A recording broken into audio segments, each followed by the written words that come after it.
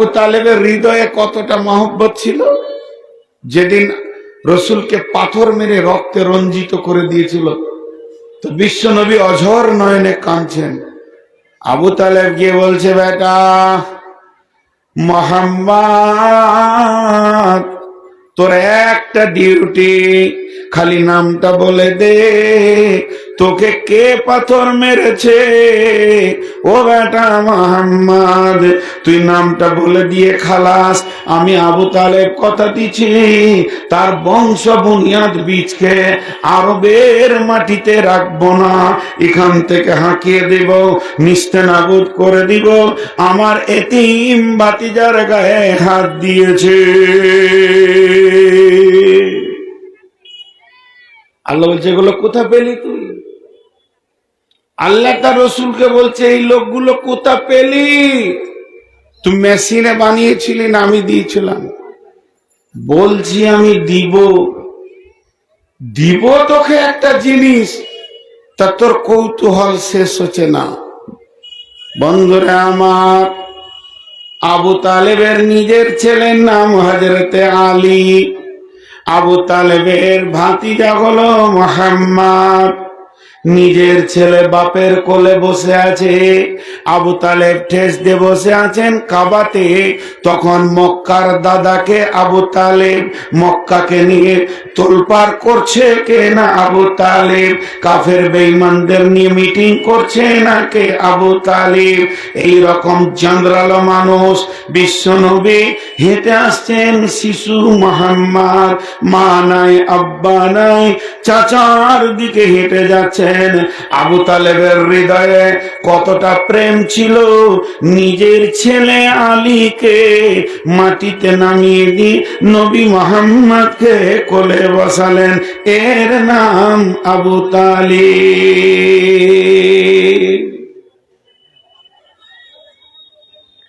এর নাম আবু তালিব। মা বোন, আর অল্প মধ্যে মেয়েদের ঘটনা ঢুকবে। এই যে বাঁশ টাওয়ার দেখেছেন, টাওয়ার, তারপরে ওই রেল, কি বলে, ইলেকট্রিক পোল দেখেছেন কিনা? তো পোলের চারিদিকে টান দেয়। পোল যদি বলে আমি একাই তারকে ধরে আছি, হবে? বলেন হবে?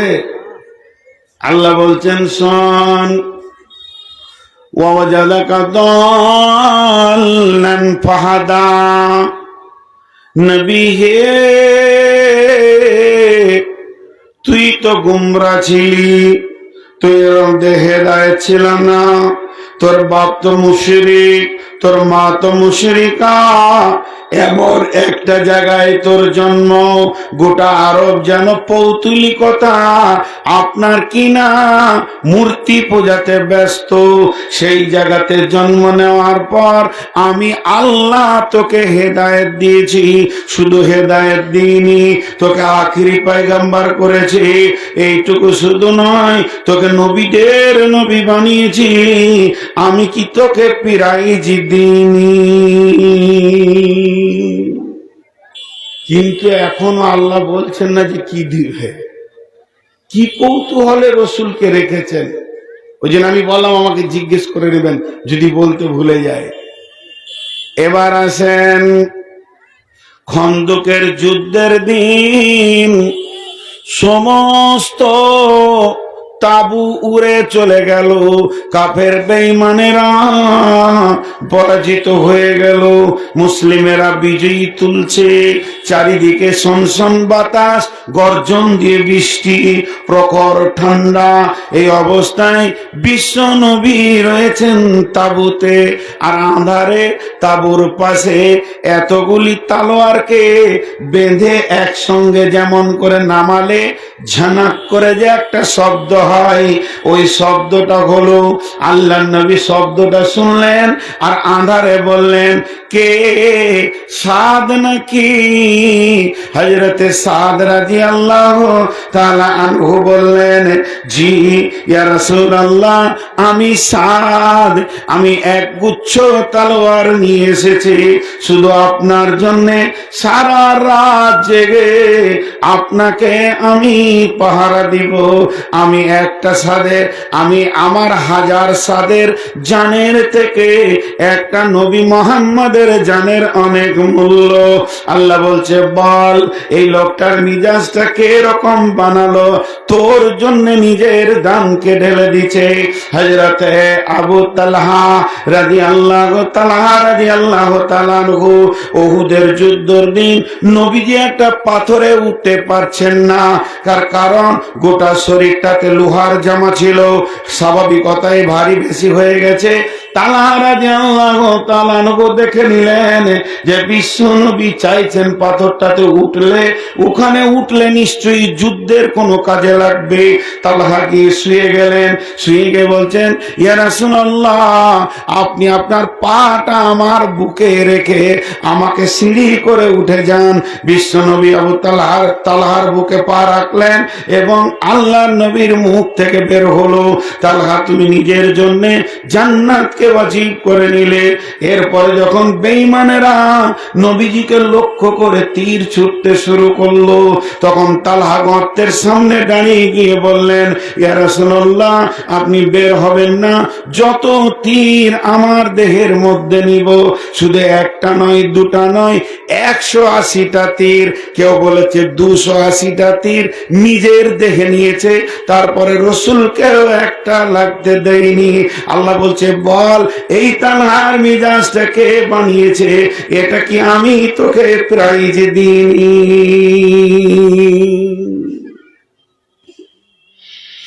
কিন্তু আর একটা জিনিস দিব, তোকে রাজি করব। আর একটা জিনিস দিব, যে জিনিসটা দিব তুই রাজি হয়ে যাবে, তুই রাজি হয়ে যাবে। ভাইরা আমার, এগুলো ভাবার আছে। চরিত্র কত মূল্যবান যে আল্লাহ তাবারাক ওয়া তাআলা বিশ্বনবীর চরিত্রটাকে ধীরে ধীরে ধীরে ধীরে ধীরে ধীরে ধীরে বানাচ্ছেন। মায়েরা আমার, বোনেরা আমার, আল্লাহ তাবারাক ওয়া তাআলা এরপরে কি বলছেন? ওয়াওয়াজাদাকা দাল্লান ফাহাদা ওয়াওয়াজাদাকা আইলান ফাগনা।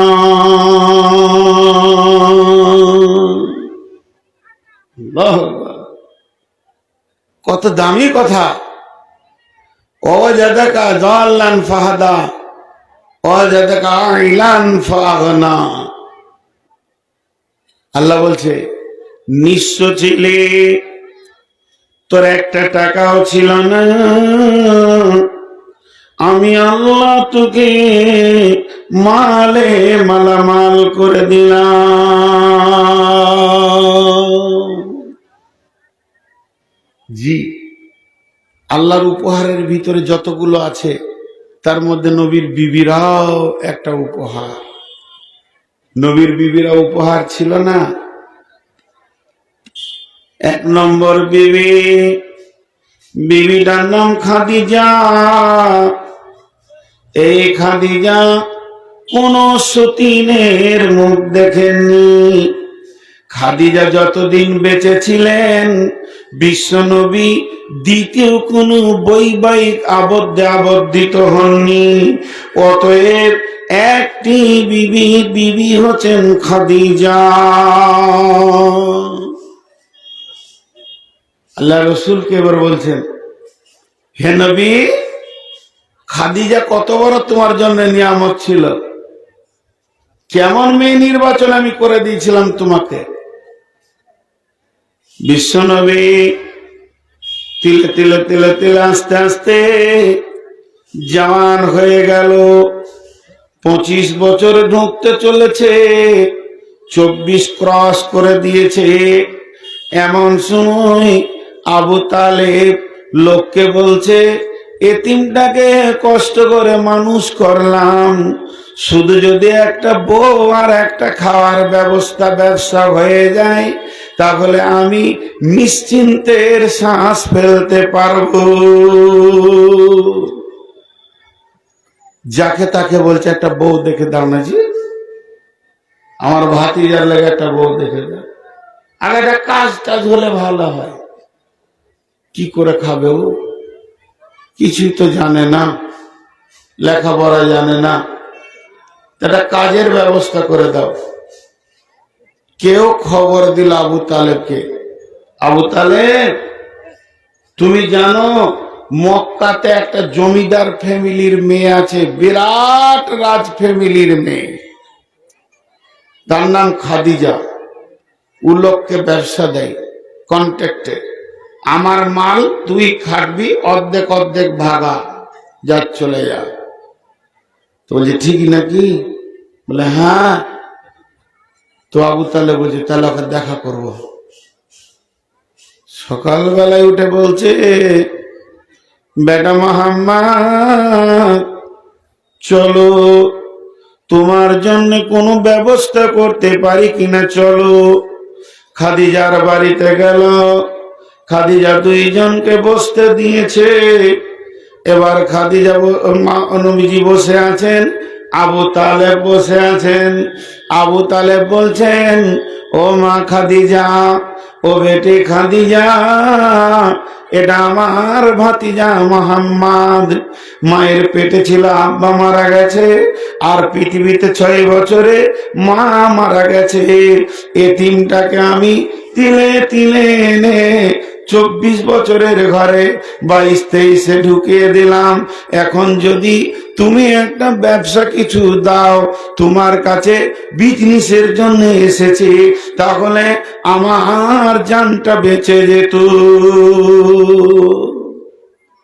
খাদিজা এমনি করে দেখছে, একবার করে রসুলকে দেখছে, আর একবার করে আবু তালেবের সঙ্গে কথা বলছে।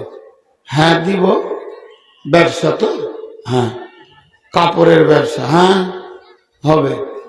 আবার দেখছে। কেন দেখছেন?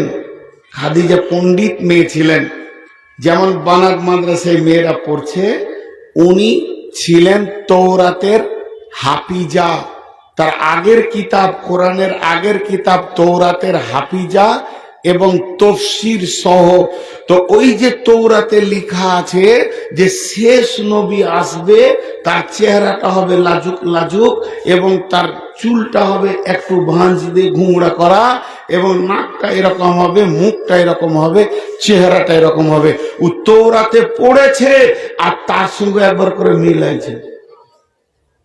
এটা এমন হবে নাকি রে? কিন্তু আর মনটা খালি বলছে যে পিঠের কাপড়টা সরে গেলে ভালো হতো। কেন? যেমন স্ট্যাম্প মারে কাগজে, প্রত্যেকটি নবীর পিঠে আল্লাহর একটা স্ট্যাম্প ছিল, কবুতরের ডিমের মতো ঘাড়ের কাছে, ওইটাকে মাহরে নবুয়াত বলা হয়। তো ওটা রসুলের ছিল। আবার ঘুরছে, আবার কথা বলছে, কিন্তু খাদিজা লক্ষ্য করেছে 24-22-23 বছরের যুবক, ঘাটটা যে নাম করে আছে, লাজুক লাজুক বাপ, তারপরেও কোনো মেয়ের দিকে নজর তুলে তাকাচ্ছে না। তখন খাদিজা দেখছে বড় চরিত্রবান মানুষ, বড় চরিত্রবান যুবক, এটাই আখিরি পয়গম্বর হবে। ওর ক্লিয়ার করতে পারছে না যে শেষকালে ব্যবসার কথাটা হয়েই গেল পাকা। ঠিক আছে, ও কালকে পাঠিয়ে দেবেন আপনার ভাতিজাকে, ওকে ব্যবসা দিয়ে দিব। সকালবেলায় বিশ্বনবী গিয়ে পৌঁছালেন, এরকম করে আছে,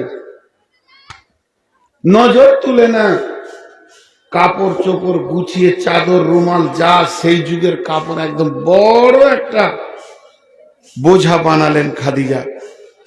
খাদিজা মনে মনে করছে যদি নবী হয় তো একে কষ্ট না দিয়ে এক কাজ করি, একটা গোলাম দিয়ে দিই ওর সঙ্গে।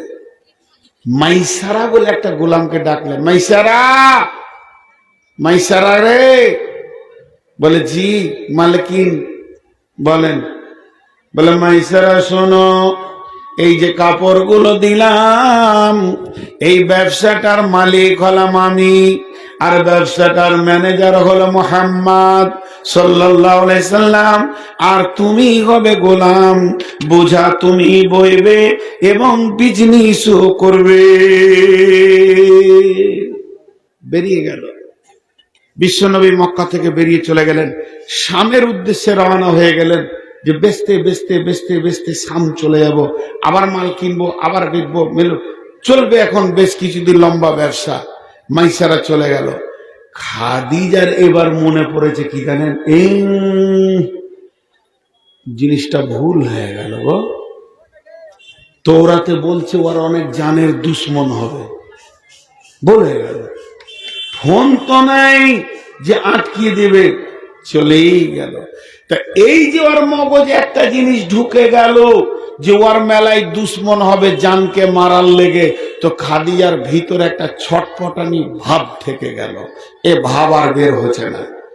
বিশ্বনবী চলে গেলেন। যেতে যেতে বেশ লম্বা টাইম বিজনেস করতে করতে করতে করতে এক সময় মাইসারাকে বলছে, মাইসারা আমার বেশ কয়েকদিন হয়ে গেল, অনেক লম্বা টাইম সফরে এসেছি, আজকে আমাকে বড় ক্লান্ত লাগছে। মাইসারা মালটা তুমি নামাও, মালের কাছে তুমি বসো, মালটা থেকে তুমি জোগাও, এটাকে তুমি গার্ড করো, এটাকে তুমি আগলে রাখো, আমি একটু রেস্ট করে নি। নবীজি ওখানে শুয়েছেন তো ঘুমিয়ে গেছে। রাস্তার ধারে কোনো গাছতলায় ঘুমিয়ে গেছে। এমন সময় একটা পাদ্রী পোপ পাপায়ে আজম খ্রিস্টানদের মৌলবি ওই রাস্তা দিয়ে পেরিয়ে গেছে। একালয় ওর পেছনে 20-50-100 খানা ওর শিষ্য যেছে খালি পিছে পিছে। ও সামনে হাঁটছে, শিষ্যরা পেছনে হাঁটছে। যেতে যেতে দূরে থেকে দেখছে ওই একটা কাপড়ওয়ালা আছে আর একটা গাছতলাতে কে শুয়ে আছে। যেতে যেতে যখন কাছে হয়ে গেছে তো থমকে দাঁড়িয়ে গেল, এমনি করে তাকিয়ে আছে। নবীজি ঘুমাচ্ছে, ওর নজর আর হিলে না, নজর যেন আটকিয়ে গেছে। তখন জেগে আছে, ওকে জিজ্ঞেস করছে, ওই ছেলে তোর নাম কি রে? মাইসারা। ঘুমিয়েছে, ওর নাম কি? মোহাম্মদ। মা বাপ আছে? না। বাপের নাম কি ছিল? আব্দুল্লাহ। মায়ের নাম আমিনা। বাড়ি কোথায়? মক্কা। সব যখন বলে দিলে তখন ওই পণ্ডিত বলছে, মাইসারা তুমি মোহাম্মদকে ঘুম থেকে উঠাও, উঠিয়ে নিয়ে শাম থেকে তাড়াতাড়ি তুমি মক্কায় চলে যাও, এটা শেষ নবী হবে, সমস্ত লক্ষণটা এর ভিতরে রয়েছে, এর দুশ্মনের ছড়াছড়ি লেগে গেছে, অতএব তুমি নিজের দেশে ফিরে চলে যাও। বিশ্বনবী উঠলেন, মা বোন বিশ্বনবী উঠলেন আর মাইসারা নিয়ে কথা বলে চলেন ফিরি দেশে। খাদিজা খালি পাহাড়ে উঠছে আর ঘরে উঠছে আর এমনি করে দেখছে, আজকেও এলো না, আর আসছে না, আজকেও এলো না। ওর মনের বেচৈন থামে না।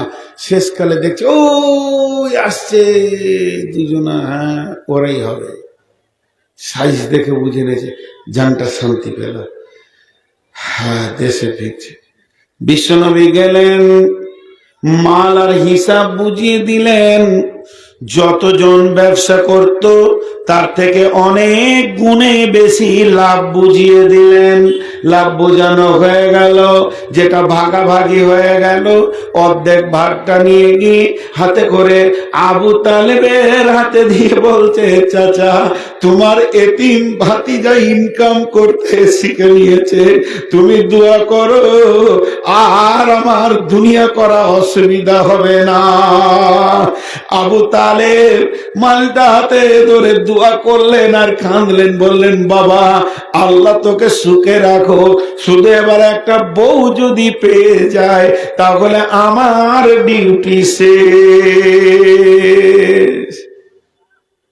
আবু তালেব খুশিতে কেঁদে ফেললেন, আমার ভাতিজা ইনকাম করছে রে, আমার ভাতিজা কত ইনকাম করেছে রে, আমার ভাতিজা খুশিতে কেঁদে ফেললেন। এরপরে খাদিজা মাইসারাকে আলাদা ডেকে বলছে, মাইসারা তোকে যে লোকটার সঙ্গে পাঠিয়েছিলাম ওর ব্যাপারে কিছু বলবি? বল, ওর চরিত্র কেমন বলতো, ওর চরিত্রটা কেমন বল, ওর আখলাকটা কেমন বল। খাদিজাকে বলছেন, মালকিন আমি তোমার ঘরের কৃতদাস গোলাম, ওই লোকটার ব্যাপারে আমি লম্বা চওড়া কথা বলবো না, মাত্র 3খানা কথা বলবো রে খাদিজা। 1 নম্বর, মরুভূমিতে যতদিন ঘুরেছে না জানি কের হুকুম লোকটি বাকে, আমাদেরকে কোনোদিন রোদ লাগেনি, আল্লাহর মেঘ যেন আমাদেরকে ছায়া করেছে। 2 নম্বরে খাদিজা রে, ওই লোকটা এত আখলাকওয়ালা চরিত্রওয়ালা, সফরে যত দিন থেকেছি এর মতো ভালো মানুষ পৃথিবীতে দেখিনি। আর 3 নম্বরটা শুনে নাও, যখন আমরা সামনে ছিলাম লোকটি ক্লান্ত হয়ে ঘুমিয়ে গেছিল, একজন নাসারাদের খ্রিস্টানদের পাদ্রী এসে বলল, মাইসারা রে এই ছেলেটি আখিরি পয়গম্বর হবে। মা বোন, খাদিজার ভিতরে যে ধোঁয়াশাটা ছিল ওটা কি হয়ে গেল? পরিষ্কার হয়ে গেল। মুখ খুলেন, খাদিজার ভিতরে যে ধোঁয়াশা ছিল সেটা কি হয়ে গেল? পরিষ্কার হয়ে গেল। খাদিজা এবার মনটাতে 3-4 রকম করছে, আমাকে বিয়ে করবে না, করবে না, আমি তো বুড়ি, 40 বয়স, ও তো 25 বছরের উত্তাল যুবক। আবার মনটা বলছে, বলে দেখি কেন, করুক আর না করুক, এটা তো কথা বলা যেতে পারে, অসুবিধা কি আছে। আবার মনে হচ্ছে না, নিয়ে খাদিজা শেষমেশ সিদ্ধান্ত নিল, পাঠাই খবর। নাফিসা খাদিজার সম্পর্কে ফুফি নাফিসাকে ডেকে বলল, না দাদি সম্পর্কে পাড়া সম্পর্ক দাদি। নাদিজা ডেকে বলল, দাদিজি আমার খাদিজা রাজি আছি, বৈবাহিক আবদ্ধে আমি মোহাম্মদের সঙ্গে বসতে বিয়েতে। হে দাদি তুমি আমার খবরটা, খাদিজার খবরটা মোহাম্মদের কাছে পৌঁছে দাও। এরপরে যদি আমি বলি তাহলে আমার উপরে বদনাম হবে, আমাকে মারবে মাইকম্যান। বলবো না, যা হচ্ছে হোক গা।